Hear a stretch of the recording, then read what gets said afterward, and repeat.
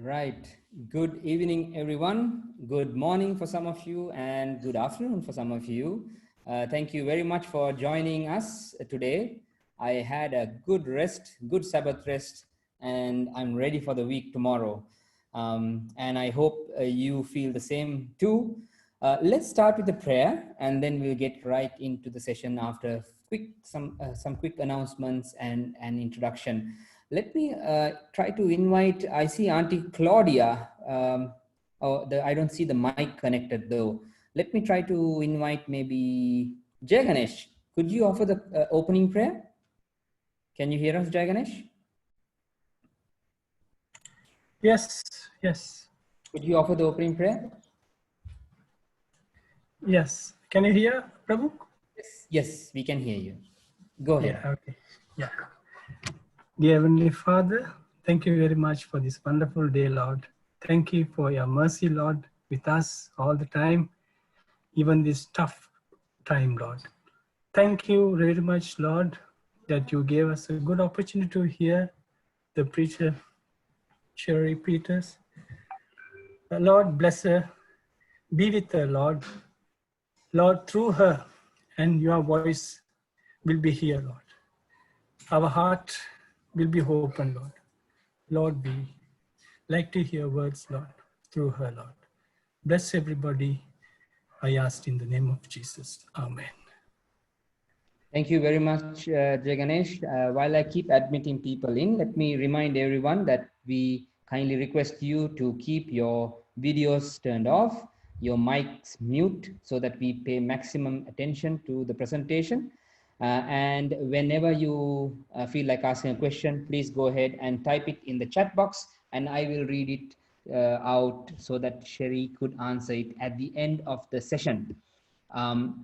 Without much ado, let me call Janat to introduce our speaker, and then Cheri can take over immediately after the introduction. Janat, over to you. Hi, everyone. It's a great pleasure to introduce Cheri Peters because I met her in person last December, and I listened to her speech, and I was so blessed. And she's a lovely person, and I would like to give few more information about her. She's the founder of True Step Ministries, and it's a non-profit organization. And what they do is they support and uplift people who struggle with issues, and people who has emotional damage.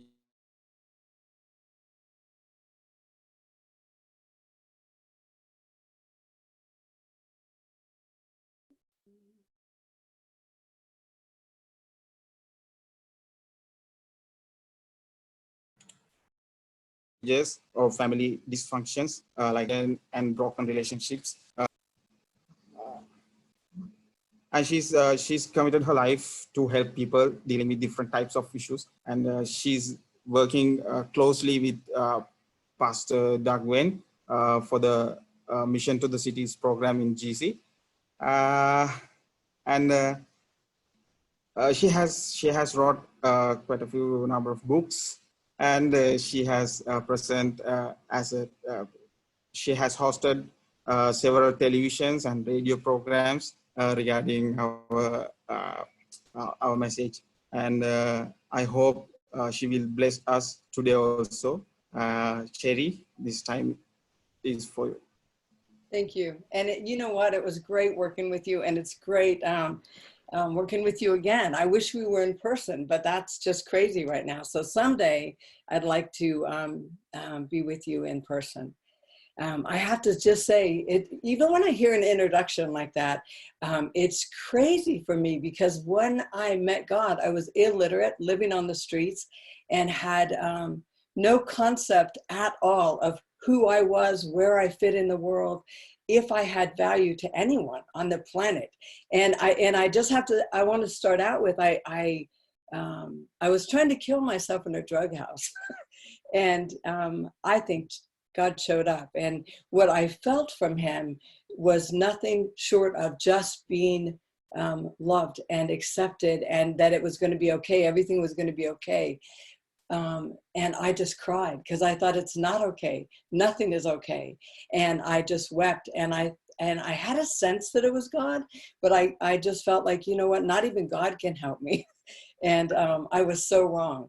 But now I'm going to talk about, I don't want to stay there because I want to really go to what I believe that God has had me share with you. And it was about 2 weeks ago. I was sitting in my living room, just scrolling on my computer, because we're on lockdown all over the world. But I was scrolling on the computer, and I really kind of caught my eye that somebody had sent me a message. And so I went into Messenger, and it was just a video, and I clicked on the video. I should not have clicked on that video, but I clicked on the video, and the video was about, it started out about this stuntman that worked in Hollywood, and you know, he ended up breaking his back and having some struggles, and one thing led to another, and he met this Christian woman who prayed for him. And then she mentioned some things that were happening in his industry that was pretty intense. He didn't believe her, so he started to search out the industry. And it was the industry and sex trade, and how people manipulate and use children. And I should have turned it off, because when I was 13, I ended up on the homeless on the streets of Los Angeles. And being homeless at 13, I was so young and so naive. And so I'm on the streets of LA. There were 80,000 kids like me, so I wasn't alone on the streets. But I ended up on the streets of Los Angeles and was picked up in less than 24 hours and funneled into a multi-million-dollar industry. And the only way I survived that, and I have to say, man, most people don't survive those things, but the only reason I survived is I just stayed high all the time. And so I started triggering watching this video and thinking about all that stuff. And I know that God has brought me so far from that. And my life is so different than that. And everything about me, I don't even recognize that kid sometimes. But during this time watching this video, not only did I recognize that kid, but I felt like I was kind of there again. My skin was numb, and I couldn't, man, I would like to say I felt like I couldn't even breathe, but I was breathing, but it just felt really traumatic. And I remembered a time where I was dropped off as a kid in an area, a very affluent area, and it was a lot of political folks would come and buy and sell these kids. And I was dropped off. I knew what was going to happen, and I just started screaming, literally to the point where people left. And so people left, and then I left and hitchhiked all the way back to where I was staying. But so watching this video, I was triggering about all that. And so then after the video, I said, you know, God, I don't know what to do with this information, because I don't know if any of you have seen kids in the sex trade industry or kids that are used in that way. I've traveled all over the world, and I've worked with kids in almost in every country that are sold really young. And so anyway, so I like, God, what do I do with this information? I don't know what the next step is, because I feel like all of a sudden the world looked very dark to me. And so I started to pray. And when I said I started to pray, some people may kind of visualize somebody on their knees and just throwing up a quick prayer. But I prayed almost nonstop for 2 days. So it wasn't a quick prayer. It was pleading with God that since I've been saved, and since God has had his hand on me, I have not seen the world on that side of things yet for a while, not as dark as when you're personally in it. So I'm praying, God, what do I do? Because right now, I'm fully aware of things going on in this world that are very dark. And I'm not sure what you want me to do with that information, because I work in the Adventist church. I work at the GC. I work around people that are nice. I work with Jenna. I mean, I work with people that are, you know, so it's a different thing. And so God took me to Daniel 5. And I got to visually kind of see this whole scene in Daniel 5. And in Daniel 5, the king is having a party, and it's kind of like an orgy, and everybody is drunk and sleeping with each other. But the whole time that he's having this party, is the Medes and Persians are outside the gate, and they're coming in under the wall because they've dammed up a river that supplied water to this area, and they're coming in under the wall. And it is the day that Babylon is going to fall. It is a day that it's all over for this king, but he has no idea. You know, nowadays he would be smoking weed and just, it was just the scene, this kind of intense scene. So he's in the scene. God is showing me this stuff. And then in the midst of this party that this king is having, he says to go to the sanctuary and get the vessels from the sanctuary, because we're going to drink from those. I can't even imagine that. So you're having an orgy, or you're having this party, and you're literally going to get some vessels that are dedicated to worshiping God, and you're going to drink with those. And so because I was traumatized, and I was seeing this real life scene from my childhood, and the scene in the Bible no longer just felt like a story to me. And I'm looking at this story. And so he goes and he gets all the vessels. They start drinking from the vessels, and a hand appears out of nowhere and writes on the wall. And so the writing was, you've been weighed in the balance and you've been found wanting. So it was a judgment from God that he wasn't a silent witness that whole time. I mean, he was a silent witness. He was very much present. He very much knows what's going on. And I got that sense that God was settling me, saying, Cheri, I love you. And I know that there's some dark things going on. I'm fully aware of that. And so I had to sit with that for a while, is that God being fully aware. I started studying the scene of the handwriting on the wall. And I hope you understand this part, because I don't want to offend anyone. But I started studying the scene of the handwriting on the wall, and I started to look at the things that I know personally about what's happening in the world, the things that I know from where I came from as a child. And in this video, it talked about even the thing that happened with Epstein. And I'm not sure if everybody knows about what happened with that, but there was a guy that was trafficking children to heads of countries and political leaders. And he would bring them in from different places, literally fly them in his own personal planes. But he would fly them in, and while they were having sex with these children, he would video the whole thing.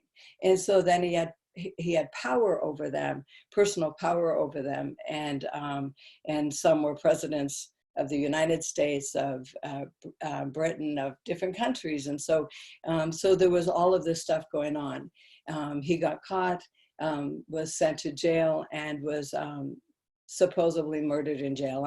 That's a whole nother story.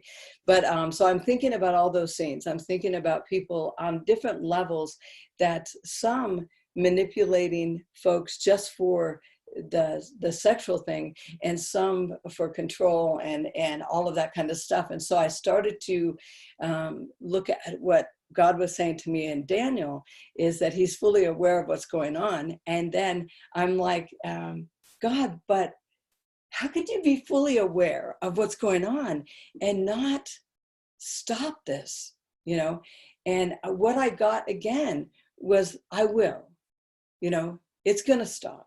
And when I got saved, I've got to tell you, when I met God in the drug house trying to kill myself, a drug deal had gone bad.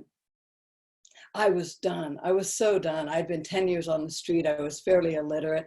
I was strung out on drugs. And a guy put a gun to my head, and he was going to blow my head off. And I remember in that moment just feeling almost joy for the first time in years. Like, you're going to blow my head off? Thank you so much. Because I was so tired of living like that. I was so tired of being used in those ways. I was so tired of always day to day, always trying to figure out how I was going to survive. And so I just thought, go ahead. And I braced myself for, you know, to get shot in the face. I figured was pretty intense, but I just braced myself for that. And the guy kept yelling and kept yelling and kept yelling. And he didn't shoot me. And I thought, you know what, just shoot me. And he said something like, you know, are you crazy? I'm going to blow your head off. And I think because I wasn't begging for my life, or I wasn't afraid in that sense, that he was just like, are you crazy? And I thought, am I crazy? You have a gun to my face. Just shoot me. And he kept yelling. And I thought, you know what? He's just trying to scare me. And I wanted to scream at the top of my lungs. I wanted to scream, my next breath scares me. Please pull the trigger. And he didn't. He just walked out and said, you know, he wanted his money. He thought I had stolen some money from him. I want my money. And if you don't have it in a week, I'm going to blow your head off. And I remember thinking, I don't want you to walk out. And I was just sitting there and having to take my next breath and move. And a couple days later, I met God. And I met God in the same room. And I felt like what he said is, I love you. And if you trust me, I can change your life. And I didn't trust anybody. I mean, I really didn't trust anybody. When you're in those kinds of situations, you learn to just pick the safest thing for you, but trust is not the issue. Whether you survive at the end of the day is not the issue. The issue is, can I get through whatever abuse this is? And I thought, you know, I don't trust anybody. And what God said is, I can change your life. And I in my head just thought, nobody can change my life. My mom tried to self-abort 6 different times. I don't think she ever has loved me. And I thought, nobody can help me. And God gave me a vision. And the vision was the most incredible thing. I don't know if God's ever given you a vision, and I know some people think that's pretty crazy, but he gave me a vision of who I am the day after resurrection. And I couldn't see all of it. In fact, I saw very little of it, but what I felt I saw was this innocent, beautiful child, fully loved. And I started just bawling. I have never been innocent. I have never been loved. And what God said is, you've never been anything but that to me. Please trust me, and I'll get you there. Not I'll get you the day after I pull a needle out of my arm, or the day after I get into recovery, or the day after I leave this drug house, but I'll get you to the day after resurrection. And that was so clear to me. So in all of this stuff, and all of this stuff that God was showing me, what he was showing me mostly is that he's faithful and he's trustworthy, and he will, like he brought all the junk in my life to an end and gave me a new life, he's going to do that in a bigger sense to all of us, for all of us. And we are going to get to the day after. So during this 2 days where I'm praying and trying to figure out what's going on, is he's showing me this stuff, right? And it was very intense things. That it was trying to kill myself in a drug house, being sold as a child into the sex trade industry. It was the drug addiction. It was the stuff I know. And again, I don't want to offend anybody, but it's the stuff I know about what's happening, even with some of us in the church, and our addictions and our, anywhere from sexual addictions to drug and alcohol to religious addictions to device addictions, that we're lost on all that stuff. So he's showing me all of that. And so as he shows me all of that, he also is letting me know he is a silent witness to that. And he is a silent witness in a different way than we think. When he was looking at my life, he was looking at my life of trying to get me out of that. When he's looking at all of this stuff right now, what he said to me is, I'm looking at all of this stuff right now, trying to get people, this is going to be crazy to say, trying to get people to trust me and trust the fact that I love them enough to change them. And so I'm now looking at all of this stuff, and I'm thinking, he's looking at this dark stuff, Epstein stuff, political stuff, all the drama that's happening all over the world, kids being sold into marriage, being married at young ages, being child soldiers, being lost on the street and homeless and prostituting themselves. He's looking at all of that. And what he's saying is, I'm looking at all of that as a silent witness, but I'm looking at that and I'm working in those areas to try to get people to see the love of God and the relentless love of God and to pull them out. And so I'm just thinking, what does that mean? In the midst of all of the stuff that I'm seeing in the last couple of days, what does it mean to have a God that says, I see it all, but his goal is to rescue us? And I just wanted to weep, because his goal is to rescue us in the midst of some really dark stuff. Like some of our secret addictions are dark, in and out of the church. I meet people that are incredible in the church that are lost. And so I start looking at that, and the fact that right now God's goal is to lift up Christ. God's goal is to draw us out of even the darkest of dark situations and say, please, I have plans for you, a future for you. And so I started to really look at that kind of stuff. And looking at that kind of stuff was not easy for me, because what was not easy about it is God started to reveal how lost we were, how lost we are. I know how lost I was. I know how even the stuff I struggle with day in and day out, that God is so, he's so gentle about, but all the stuff that we struggle with and all the things that we deal with. But he started to show me on a bigger scale, if you panned out on a bigger scale, how lost we are as a church. And in this video, there was a section in this video about, it was definitely the sex trade. It was definitely the sex trade for control, political control. And then it went on to Hollywood and marketing and online stuff and getting chips in our head and vaccines that have chips that are going to be injected into us. So they have like a computer chip in each one of us and that kind of stuff. So, and I'm not getting into all that, how true or not true any of that is, but that's what I was kind of bringing to God. And what God said to me, I believe, is that what's the difference of having a chip in you than spending 12 hours, 14 hours online? What's the difference? Having a chip in you or spending most of the day on your devices? What is the difference in being controlled in that way or being controlled in this way? And I thought, well, we're not really controlled. And so God starts unraveling what we do with our device addictions, what we do with our entertainment. And so now he's not talking about the world anymore. What I felt like he did with me is he zoomed in and talked about us as a church, and the fact that most of us are lost in a lot of different ways. And so I started to really pay attention to, I believe, what God was telling me.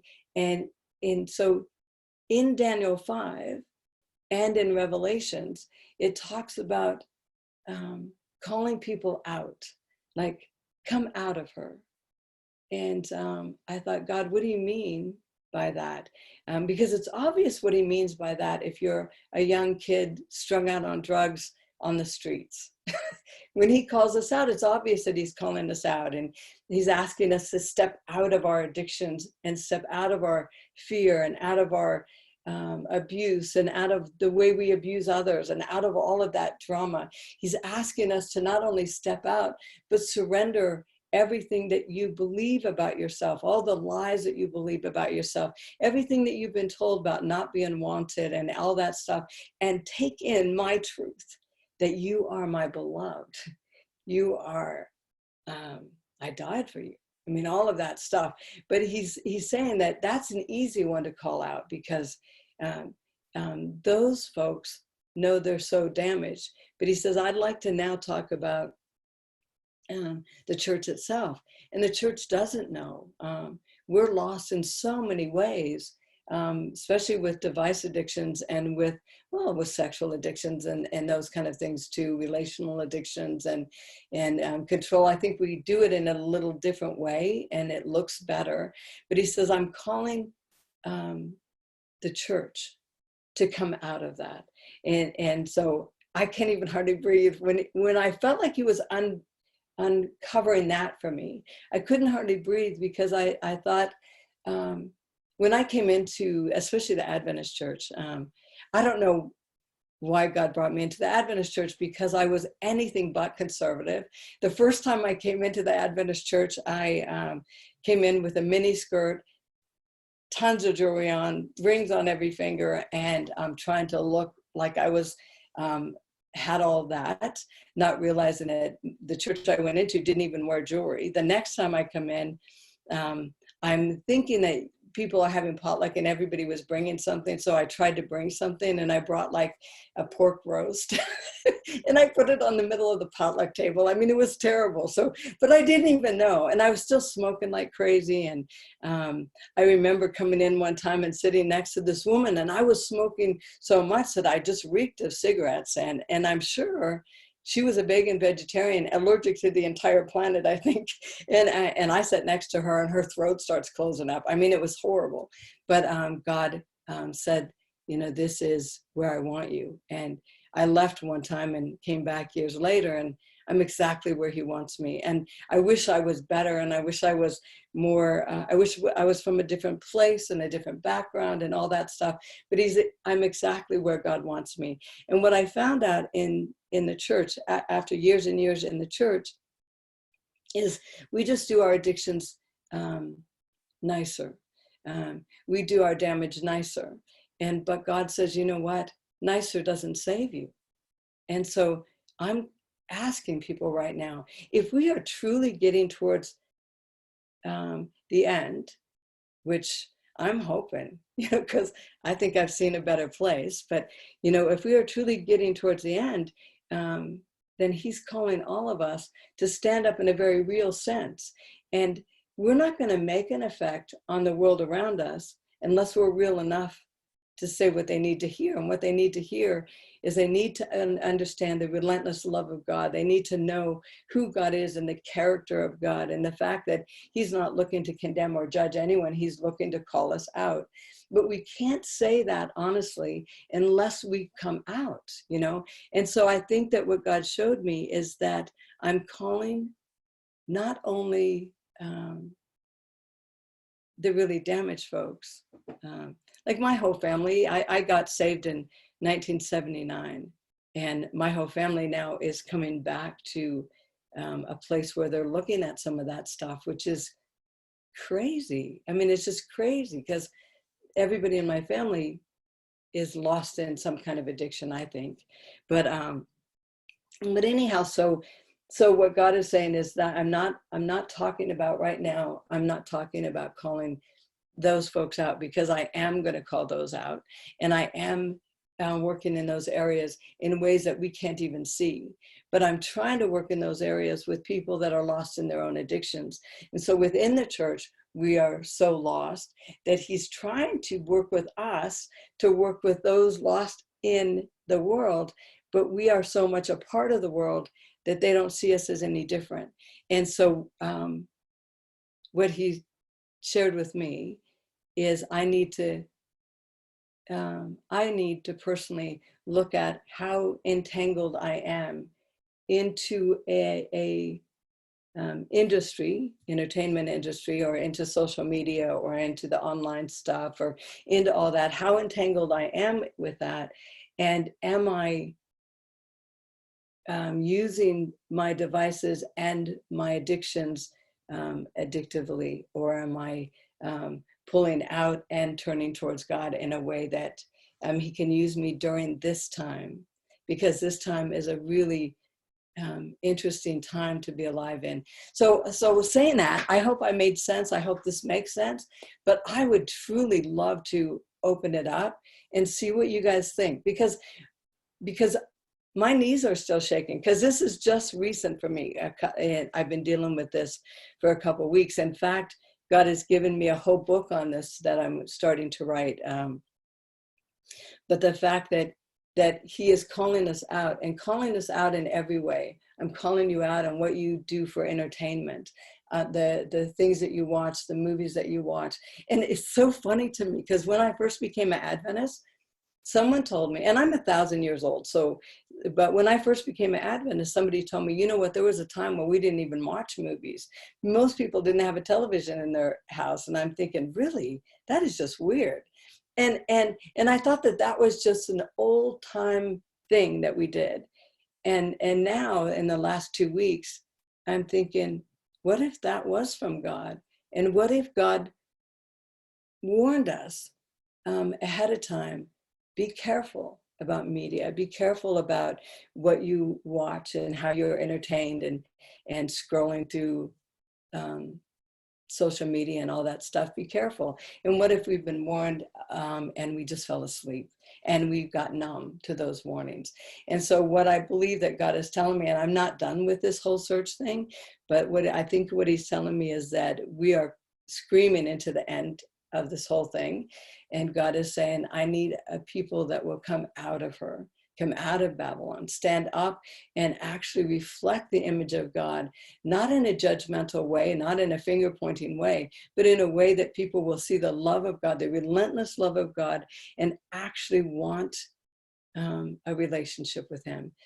And I think he's asking us, I think he's asking us to be different than the entire world, which is crazy, than the entire world. Because I know because I do a neurochemistry and addiction, and I like to study. I went back and got some nursing degrees, and I like to study how our brain changes with addiction. And just with our device addictions, they say 40% of the entire world has an addiction to their devices that are so intense that it's changing their neurochemistry, their pleasure centers, their ability to find pleasure at all. It's changing their ability to connect and to socialize, to the point where they can see it on a PET scan, the changes in their brain. And there's a disorder called anhedonistic disorders that happen with a neurochemical change like that. And it's a disorder that happens, that causes a numbness. And this disorder is so intense that when you look at the suicide rates increasing, not because people are depressed, but because people are numb, they don't feel anything and they don't find pleasure, is that's happening all over the world because of how severe some of our device addictions are. And what he's saying is, that wasn't for me. That's not for me. So come out. And so again, I want to open it up for discussion. And I hope this wasn't too heavy, but I've been having a heavy couple weeks. So does anybody have any questions or comments? Yes, Cheri, there are several questions. So let me read them out and Okay. let's try to get in as much as possible. The first question goes like this. What was the process of being called out by God and following? How long did it take? You mean from when I was on the streets? Correct. You know what? Because I was going to kill myself. It didn't take long. When I felt like I met God and he said he loved me and he showed me that vision of who I am the day after resurrection, what was crazy about that is that when he finally got to me, I cried for hours. And when he finally got to me, and I realized that if this vision, and like I said, I saw a tiny bit of it, but if this vision is where he's going to take me, to being innocent and loved and clothed in light, if this vision is true, I'll change anything. I'll do anything. And I stood up and ended up going over, calling somebody and saying, I need some help.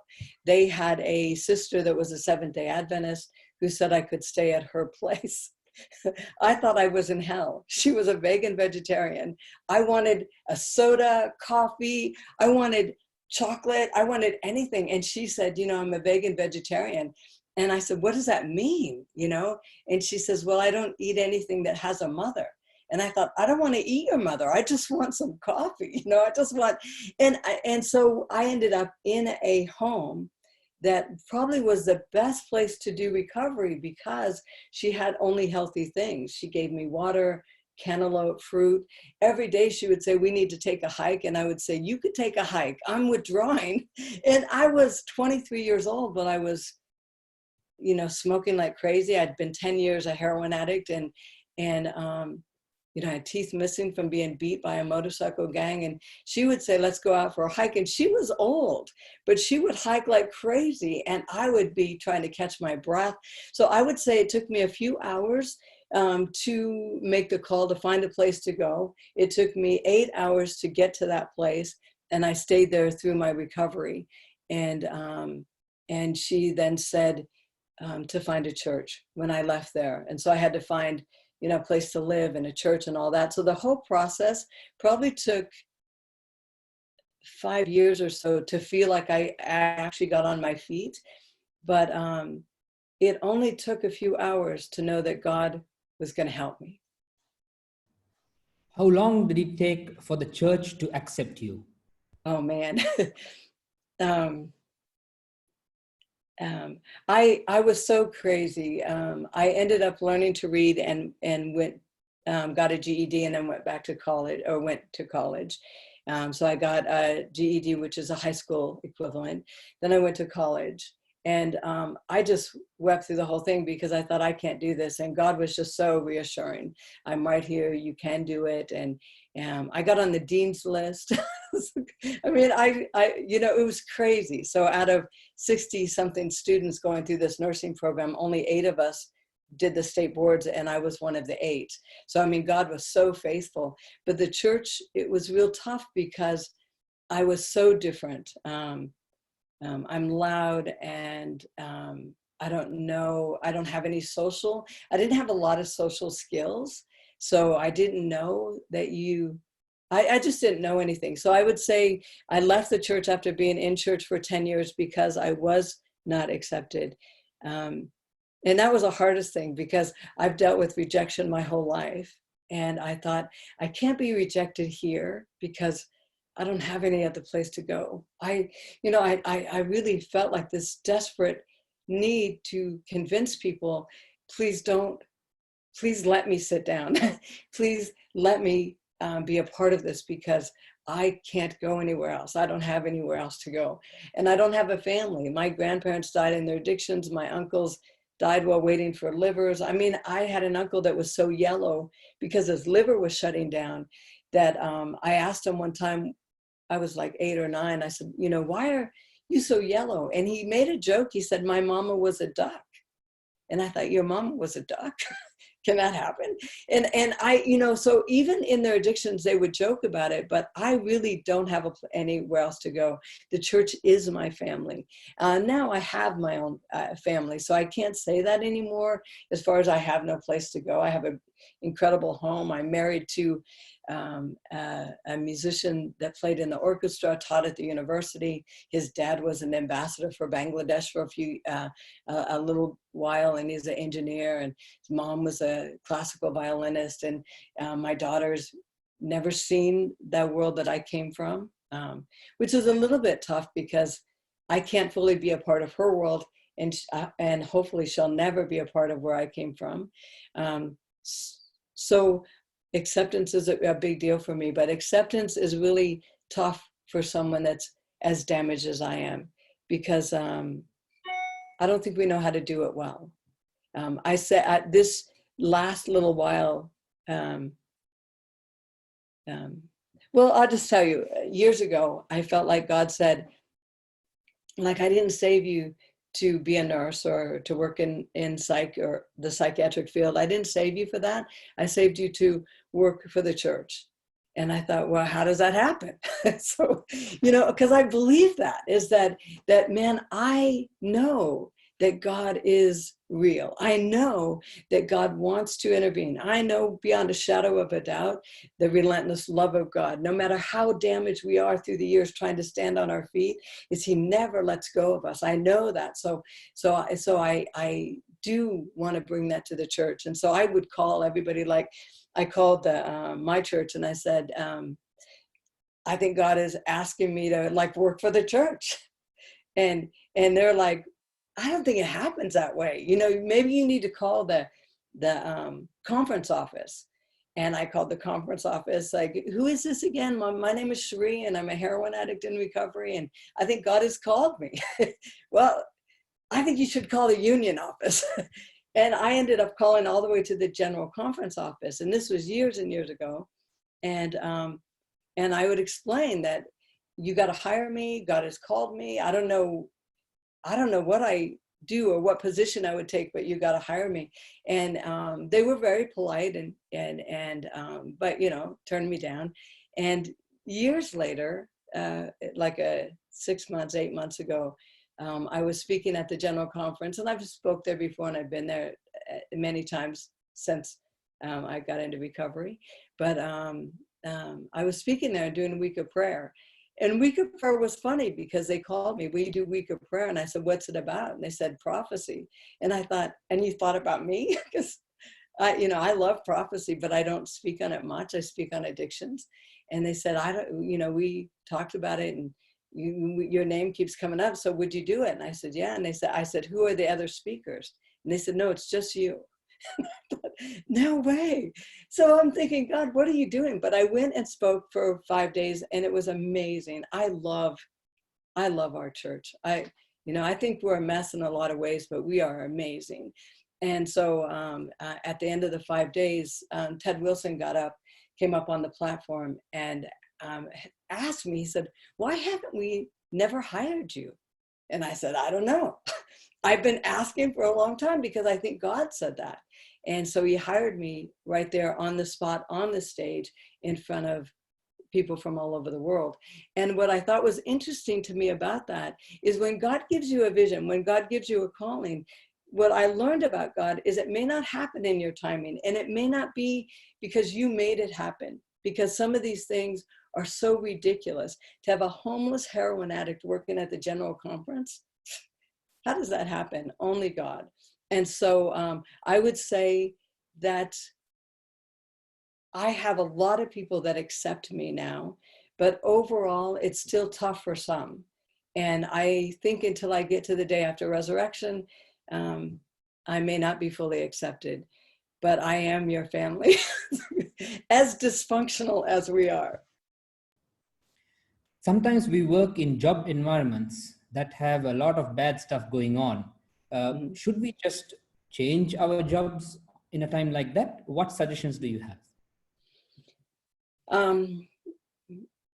What's really interesting, because bad stuff for it, like sometimes the people will talk about bad stuff as being addictions or people drinking and partying, or they'll be politically involved in something that is darker than what people know, or it's a dishonest company, or I'm assuming you're not talking about working in prostitution or dealing drugs, but so I think that if you have the privilege of being somewhere as a Christian, and you are fully aware of who you are, and you walk in with the Holy Spirit, with God abiding in you, do you trust that?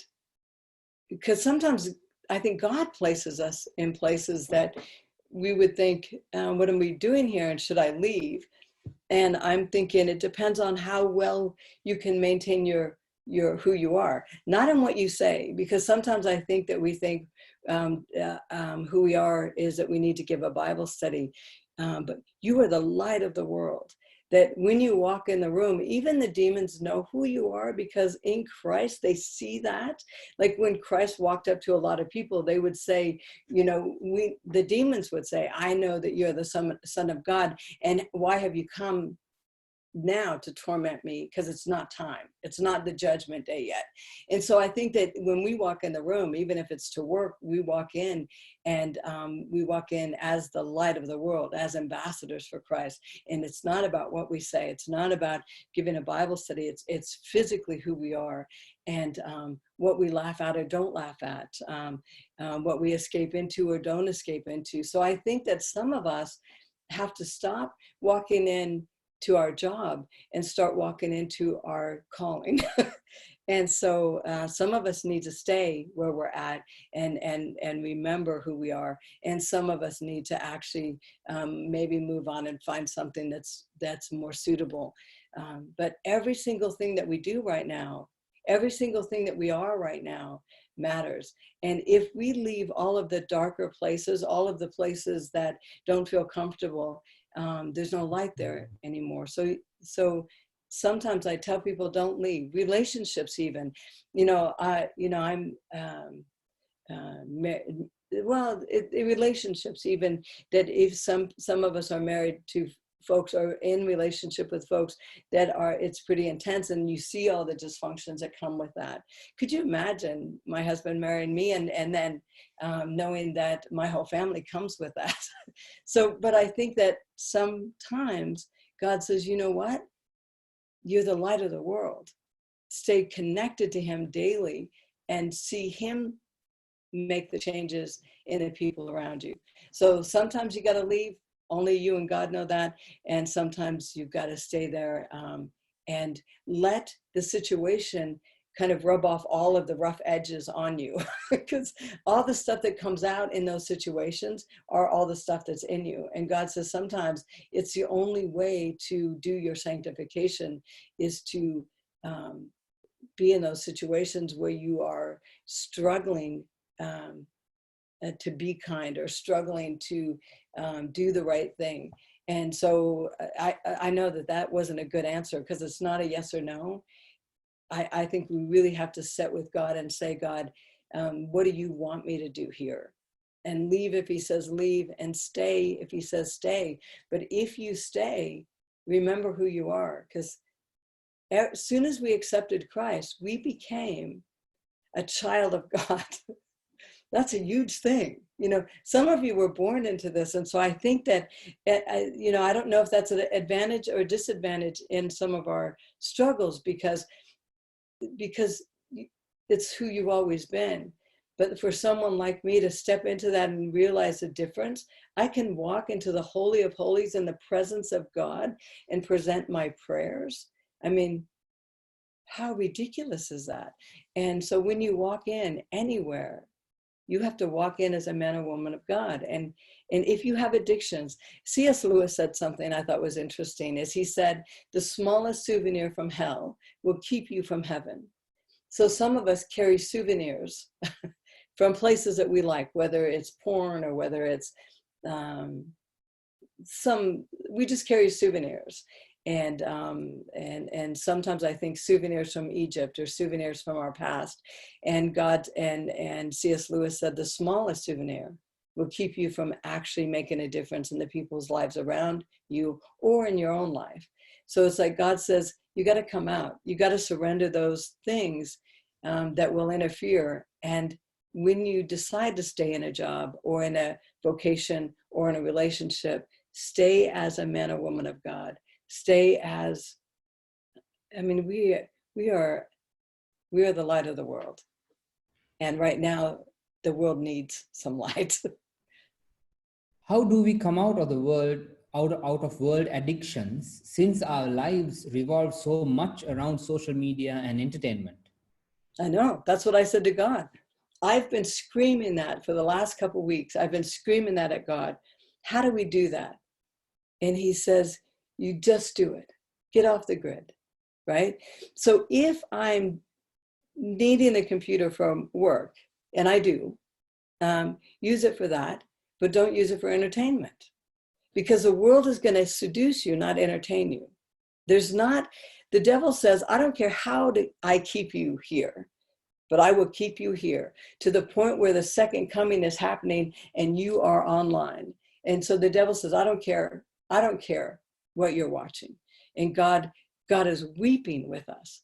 I care what you're watching. I care what you're doing.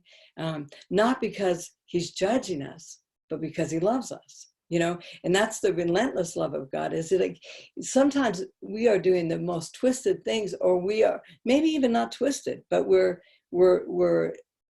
no different than the world. If you had a video on all of us, we would be online the same amount of time. We would be scrolling the same amount of time. We would be watching the same films. We'd be talking about the same things.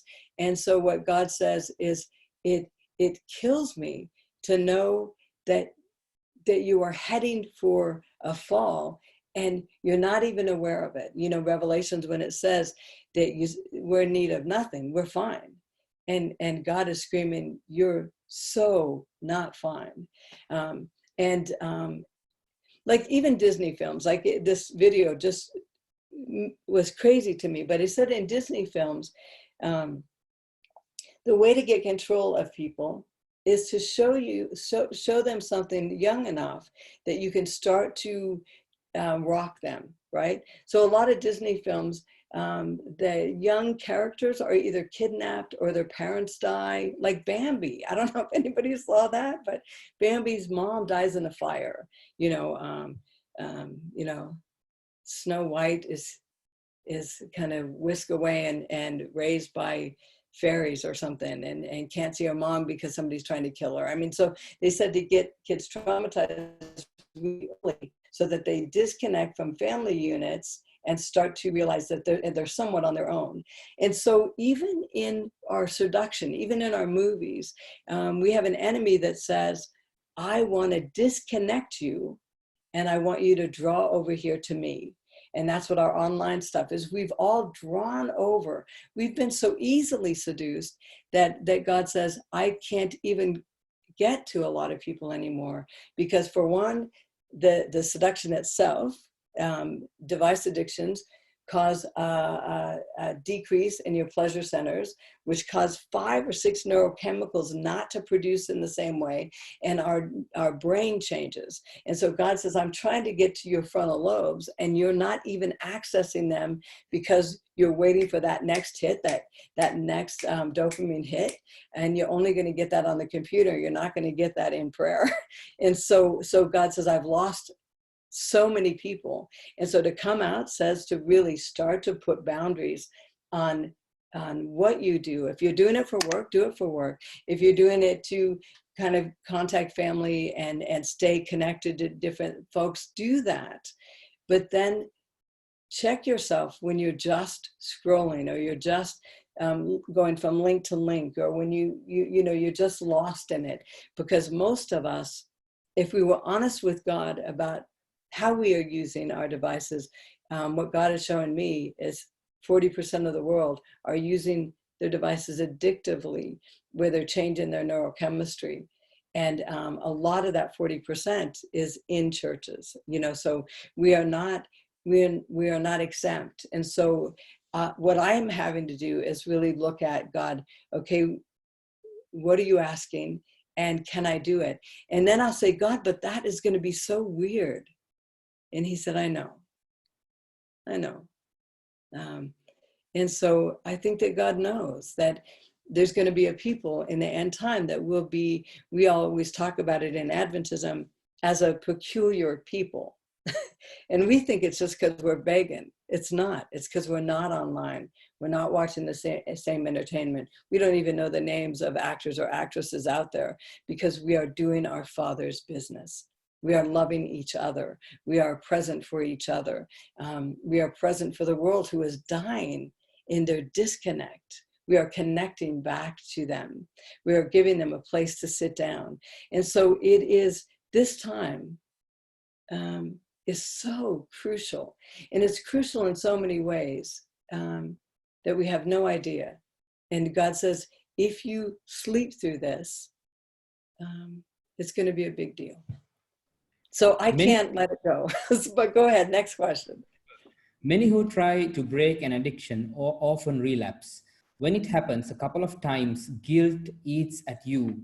You feel worse with every turn until you feel worthless and feel like giving up. What advice can you give those who are trying to give up an addiction? Right. I would say that what's really crazy about the way God does it is there's no condemnation. So God does it in a way that, like, could you imagine coming from 10 years of homelessness, strung out on heroin, having no self-esteem and no social skills, how many times that I relapsed, maybe not on heroin and not on drugs, but on all kinds of stuff, on insecurity, on not feeling enough, on wanting to just escape into myself, of wanting to be online and getting all those good hits and stuff like that. There's all those relapses. And God says each time, I will love you back to standing up. I will love you back into relationship. I will teach you something about what just happened. And each time I'll stand you up, because it's never about condemnation. The changes that God is making in us are very real changes.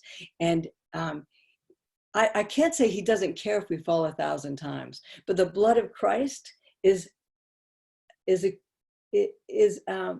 can deal with 1,000 falls. Right? What Satan does is a different thing. Is when we fall, Satan just says, look at you. How are you going to even pray? And God says, oh, don't listen to him. Don't listen to him. Because, man, if you're in the middle of something horrendous, something ugly, I want you praying, if it even comes to your mind. You don't even have to stop to pray. Just pray. So what God is in a place just saying, man, I know how dark it's been, and I know how seduced everybody has been, and I know how lost people are into all of this stuff. But man, I'm right here. And Satan is definitely different. He condemns, he shames. Shame is the worst thing.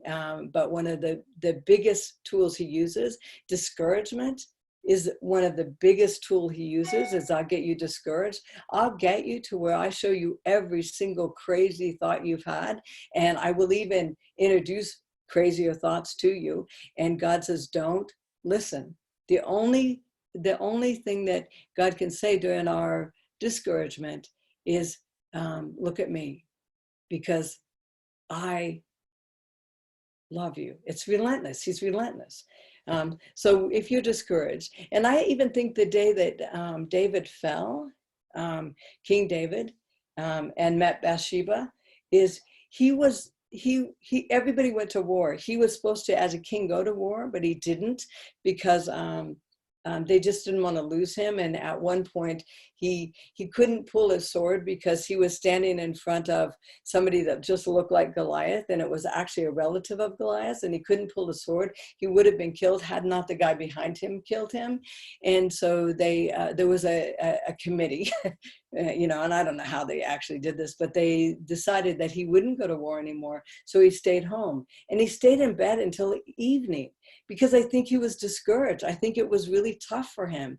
And so he stayed in bed. He got up in the evening time, took a walk on the palace walls, saw Bathsheba naked, and then started lusting. And so he really was seduced into that place with his discouragement. And so I think that we can get really lost when we're discouraged. And God says, you're not lost from me. I'm not tired of you. I'm not disgusted. I'm not anything. I'm actually moving in closer, because I know that just like a wounded animal, right now you're feeling wounded. And I promise you, my love has not changed. And so when you relapse, or when a person relapses, what they have to know is it's hard. Relapses are tough. And there's nothing good about them. But the love of God is tougher. And it's all good. And so it's like being able to stand up and stand through the discouragement, stand through the shame, and realize that God hasn't changed at all. This is usually the time that we end the session, Cheri, but I'm wondering whether you can spare us another 5 to 10 minutes just for me to get through some of the questions, if that's okay with you. I can. I am so honored to be here. Thank you very much. So I'll try to group some of the questions and read them out to you. So let me go to the next one. How can we identify people who are suffering from some sort of addiction and don't even know about it? How can we help them realize that they are suffering from an addiction in order to give them that help? But with addicts, it's really tough because denial is really strong. And with some addicts, the addiction is safer than any of their relationships, because they've really kind of put up walls to relationships in order to protect the addiction. So they've disconnected from people, and they've connected to whatever the addiction is, whether it's drugs, sex, work, religion, whatever the addiction is, they've connected to that in a relational way. And so the only way to work with an addict, if you truly are going to want to make a difference, is establish things that they can do that will increase their relational connection with people. So this one person, and I think Jenna, I think he knows him. I'm not sure, but there's one guy in Thailand that decided to establish a rock climbing club. And so people come and they laugh and they hang out and they climb rocks and they go out on trips every week and just start to connect with each other. And when somebody with an addiction, whatever the addiction is, starts to connect with someone behaviorally, it's easier to confront their addiction, because they're disconnecting from the addiction in order to connect to people. And so you have that moment of weakness for the addiction. And if the connection with people become real enough, it makes it easier to drop the addiction. But you can't just look at somebody in their addiction and expect them to drop it. The only reason I survived 10 years on the street is I was high daily, every day. When God said, I want you to, he actually didn't say, I want you to stop using drugs. What he said to me is, I love you and I wanted to stop using drugs. but I think the connection with God was so real that the addiction I knew was going to get in my way. And so I walked away from that. So you've got to just provide things that are real enough. When somebody says, people used to say to me that, Cheri, we used to have Vespers every Friday night. When I came into the church, the local churches I were involved with and didn't have Vespers. And I was very disconnected. So I needed to have places where I could go and be around Christians. And so a lot of those things that were maybe comfortable in the past were not happening anymore. So I would say that anytime you can make something happen that's real and that you can allow folks in various addictions to come into is healthy. I took a knitting class. It's crazy, but I took a knitting class just to learn how to socialize. And what I would do in this class is I would learn to knit, but I would watch women talking to each other, because I didn't know how to do that. I didn't, my family's not really good at that, and being homeless, you just don't do that. So I took different things. And so I think with addicts and with our own addictions, we really do need to connect with healthier folks. To do the online connection isn't real enough. Even though it feels real, it's not real enough to settle any of the addictions. It actually escalates them. So you have to disconnect from what's not real and connect to what's real. Is it dangerous to go again and meet others, to meet and help others to come out of Babylon? Is it dangerous for us to go and help? No, because we're in Babylon. But I hear what you're saying. So is it dangerous? Was it dangerous for Christ to come down to this planet? Yeah, it killed him. So we are being asked to join him in what he's doing. So it is somewhat dangerous, but some people are not called to go into those darker places. Some people are. Some people are just called to be real in their own youth group, in their own professional group, in their own families. And so we're not going into dark places because we always want to think of ourselves as we are this and we're going to go into these really dark places. And God says, man, it's all around you. And if you're not seeing it, ask me, because I will show you people that are lost all around you. People that are, I don't know if anybody here knows anybody that's killed themselves or suicided, or anybody that's been sexually molested as kids, or or raped in school, or got lost in drugs for a while and came back, or played with same-sex attractions and all that stuff. None of that is fearful for God, but most of us have all of those experiences. We watch that stuff for entertainment. We literally watch movies that stuff is just in our heads now. And God says, man, it was never meant to be like that. So sometimes we're not going into dark places, like you're not going to work with child prostitutes, right? God may call someone like me to do that. And I love doing that, because the moment they see that the God in heaven sees value in them, and that he is not condemning them, and that he is literally calling them out, it's just the coolest moment to share with someone. It's so intimate and so real that it's my favorite thing. But for someone that's not had that experience, or not being called to do that, don't do it. Don't go into places that you're not called to. But if you're called to go somewhere, even if it's in your church, some of us, God called me to go from working with street prostitutes and addicts to working at the GC. I almost said no, because I thought, you know what? Sometimes in leadership or in different places, it's a different kind of lost. When people are lost in those places, and not everybody, but when you see somebody lost in those places, it is different, but it's just as deep. It's just as real as when you're lost on the streets. And so what God says, if I call you to go into those places, go. And they may not feel dark to you, but spiritually they're as dark as any other place. And so don't go where you're not called, and don't put yourself at risk if you have your own addictions. But if you are called to battle, that's why God says, put the armor on. Don't go out there in your bikinis or your bathing suit. Put the armor on and make sure that you're equipped to go where you're going. How much harder is it to help church people to come out of our own confusion?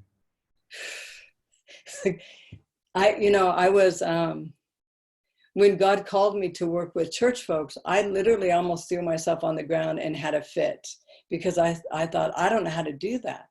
I don't know how to look at somebody that looks at you in judgment, yet they think they are okay. You know what I mean? I don't know how to talk to somebody. Like, even when Christ was talking to some of the Sadducees and Pharisees, and he's talking to them about love, and they're thinking how they're going to kill him. And he knew it. I mean, how do you do that stuff? So I think it is really tough when you have a religious person that's lost, and you're trying to reach them for Christ. It's really tough.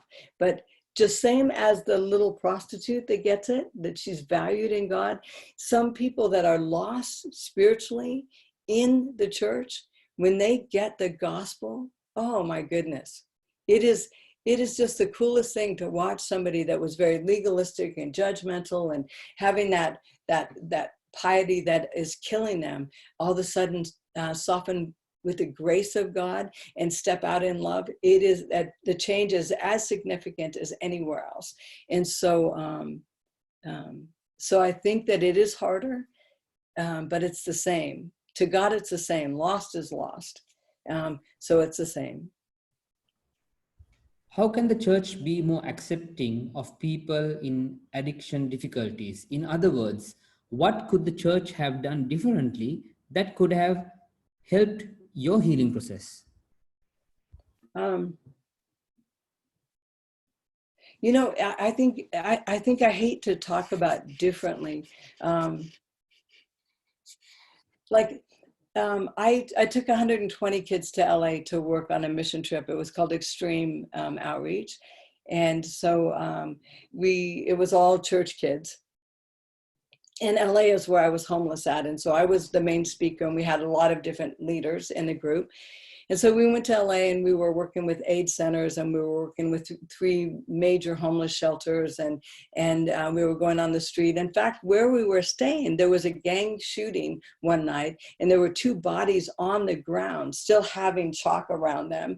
And the detectives knew we were there as a group, and they came over and asked us if we wanted to take our young people to view the bodies. And I thought that, no, that's would be too traumatizing, but thank you for asking. So we had this group there, and one day we missed our ride. And so when we missed our ride, I was talking to them, and they knew that I was from that area, that I was homeless in Los Angeles. And so I said, we have a lot of times, so let's just talk about times that you've heard God speak to you directly, or that you've had a miracle happen in your life. And there was 120 kids, all raised in the church, and they didn't have anything to say. And that just stopped me. And I thought, are we entertaining our kids? Are we allowing them to see God work? And so I think that anytime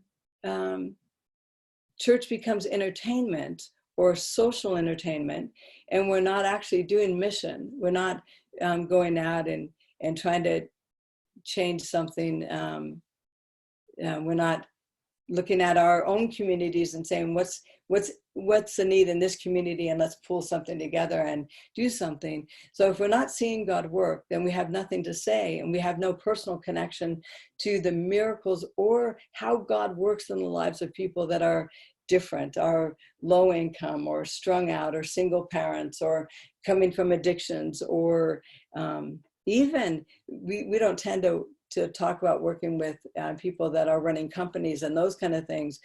But we're not doing a lot of mission outreach for somebody that's running a corporation, or that's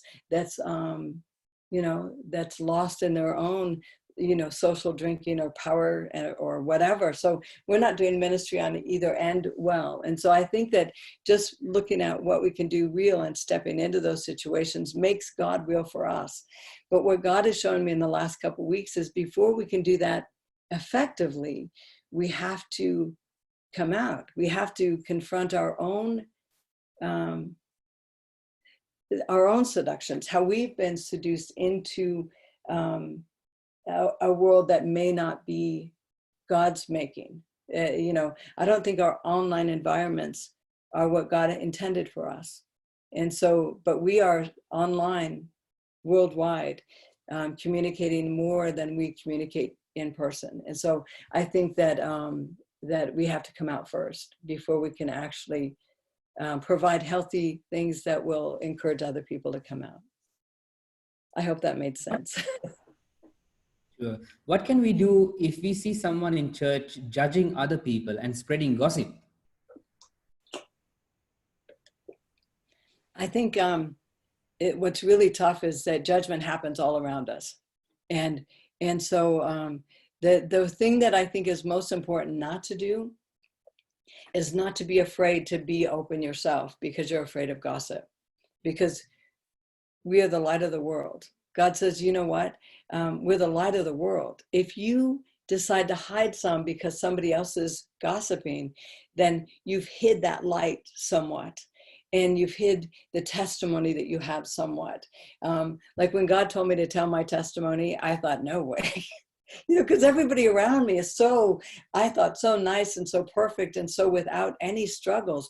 And then I realized when I got over that and I started talking, none of us are all that. We all have really great points about us, and we all have things that we struggle with. And so what God said, if gossip can dim your light, then that's on you. Like, go ahead and take a breath, take that to God. If somebody's gossiping to me, like I had to end a friendship one time, and I love this woman. We laughed all the time. It was so fun, but she gossiped all the time, and she would say the funniest things about people and I would just bust up. But I would have to go home and repent. Like I would say, God, I'm sorry I laughed about that, and I'm sorry I didn't call her out on that. And so one time I said, I think I'm going to have to end the friendship. And she said, like, no way. I love you and you love me. And I said, but we get together and it's not good. So if we're going to stay friends, we have to stop gossiping. And she's like, oh yeah, okay. And so then she would say something funny again, and we'd laugh 15 minutes and just, and finally I just had to say, after we tried a number of things, I had to say, I have to end this friendship. And I still miss her, but I can't be around that unless I confront it, and I can't confront it every single time we're together and have that be a close friend. And so it was really tough for me, but I had to put some boundaries on us as friends. And so when people try to gossip to me, like they'll try to tell me something about someone else, I will say, you know what, I'd rather hear that from them, but thanks for sharing, and so I just stop it. Or when they say a joke about somebody, I try the best I can is not to find humor in putting someone else down.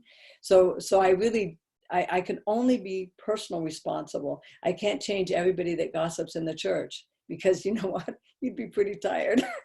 So you can't let it affect you where you shut down, especially shut down at church, and you can't make it a crusade, because that's what the devil wants to do. I just want to spin you. I want to spin you all around. And God says, don't spin. We don't have a lot of time for that. So there's always going to be that in the church. There's always going to be wheat and tares and all that stuff that Christ said growing together. But if every time you see a tare, you spin, you're worthless until you stop spinning. And so God says, don't spin. It's always going to be there. Just make sure it's not you. And if you can confront it in love, because God's love is unbelievable how it changes us. He never shames us. And so he said, don't shame anyone. If you can confront it in love, do it. If you cannot be a part of it, don't be a part of it. And definitely don't let it change you, because you are the light of the world. Don't let it make you angry. Don't let it make you want to leave the church. Don't make it want you to judge something like the church is all that. The church is us, and we're amazing. But we can't spin. We can't get lost in all that stuff. Let me actually ask now the last question, but it's more of an advice. We live in a culture and in a church that actually does not discuss these things. These are taboo, even culturally. And I'll not be surprised that if any of the Sri Lankan members in this audience today have never heard a presentation like this in church, or have had a session addressing pornography or something sensitive like that, even in our churches. As a group of youth who are trying to do things a bit differently, but at the same time being respectful towards the culture that we live, what advice do you have for us, and where should we start? So can I ask you, before I answer the question, do you have any molest or pornography or divorce in your culture? Definitely, yes. Okay, so I understand the cultural respect. Well, I should say I don't understand it at all. I've never had that personally, because being homeless and not having any of those restraints and stepping out into Christ, and Christ saying that they'll know you by your testimony and the love you have for Jesus. So I've never had any of those restraints. So what I would say is make sure that you are respectful to the culture that you're in, and definitely to the families that you're in, but don't be ignorant to the world that you're in, because this is the end of the great controversy. This is not a time to be politically correct, culturally correct, any of that stuff. This is a time to call people into healing. And so sometimes you're going to have to say some things out loud, especially 1 in 4 people, boys and girls, have been sexualized as children worldwide. That's a lot. Domestic violence, where they've seen somebody act out violently worldwide. And if we as a church decide that that's taboo and we don't talk about it, we're going to lose the ability to really be real in someone's life. And so I would say that on some level, even if it's a personal one-to-one level, make sure that you can be verbal, and then make sure that you can present things maybe Like we were talking about masturbation and pornography with a guy named Fred Stoiker. He wrote a book called Every Man's Battle, and he does all over the world. He does with Shannon Etheridge and a whole group. He does sexual healing for Christians all over the world. And so I had him on 3ABN, Three Angels Broadcasting.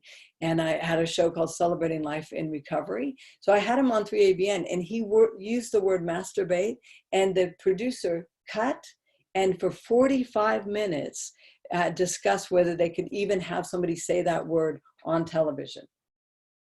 And so I'm having to then tell Fred that the reason they cut is because you said masturbate. And he said, but that's what I was talking about. And I said, yeah, but in the Christian world, we're not allowed to say that. How crazy does that sound? It's like we're in a world that is lost because of our all those things and our sexual sins. And God is in love calling us out, not condemning us. And we can't even say the words. So get a fine balance with that, a balance between cultural respect and making sure that you're real enough that somebody can come out of their shame and addictions. Because if you can't even talk about that, and that's one of their addictions, the shame is going to kill them. It's going to kill them. So we have to not talk about things to exploit things, but talk about things because God is asking us to come out. And we watch for entertainment what we can't talk about. I mean, we watch all of this stuff happen in movies and happen in sitcoms and happen in whatever. And God said, if you can watch it for entertainment, make sure you use it and talk about it in ministry. Thank you very much, Cheri, for your time. You have been so gracious, even going beyond the agreed upon time. But I think it was such an important topic, especially in our context. We would really love to get in touch with you for further advice at some point in the near Anytime. future. And remember, when this whole thing is lifted, I want to see Sri Lanka. I want to see your where you guys are living. You are welcome anytime. We have about 23 participants left right now, but you have hundreds of homes that you can come and be with, who will entertain and be very, very hospitable to you. Thank you very much once again for your time. Let me just announce that our next session will be on Tuesday, and this will be actually the last week that we are running Inspire sessions 3 times a week. From the following week, we will go. We'll scale it down to once a week because the lockdown is getting over. People are going back to work, and we will maybe stick to only Sunday. But this week we will still have 3 presentations. The next presentation will be by Christina on Tuesday. She's a pilot by profession, so we'll have something really interesting to hear from her. Thank you very much once again, Cheri. Can I say one thing? Go ahead. If somebody wants to talk about anything that they may not feel comfortable talking about in front of someone, find me on Facebook. Yes, that was also a question that I was going to actually ask, whether even you could maybe even share your email address with some of us, and we can share it around for people. And my email is easy. It's celebratinglife4Christ, celebratinglife4Christ@gmail.com. Thank you very much. Okay, bye. I was honored. Thank you so much. And I hope I didn't offend anyone. Not at all. Could you offer the closing prayer for us, Cheri? I would love to. Dear Father God, you know each of us, and you know each of us intimately. You said you've known us since the foundations of the world. That to me, I can't even conceive of that. You know us the day after resurrection, and you're pleading with us right now to know, for us to know there's a day after, and you're trying to get us there and to come out of Babylon, come out of our fears and our addictions, to stand securely in the light of Christ, covered with the blood of Christ, with no condemnation, and to really reach out to this world at this time to call them out. And so I pray for each of the folks that are in this chat room, each of the folks that will even see this video or hear of this video, that you will personally let them know that they are ambassadors for Christ, that their addictions don't get in your way of healing them or using them, that you will get them home and that you will sanctify them every day, that don't judge themselves even, let you do all of that. And today's not the day of judgment. Today is a day of reconciliation and sanctification. So clean us, fill us with the full knowledge of who you are, and let us just be awestruck by the relentless love of God. Thank you so much. In Jesus' name, amen. Thanks again. Thank you everyone for joining us. Good night. God bless and see you on Tuesday. Thanks, Cheri. Thank you very much, everyone. Bye.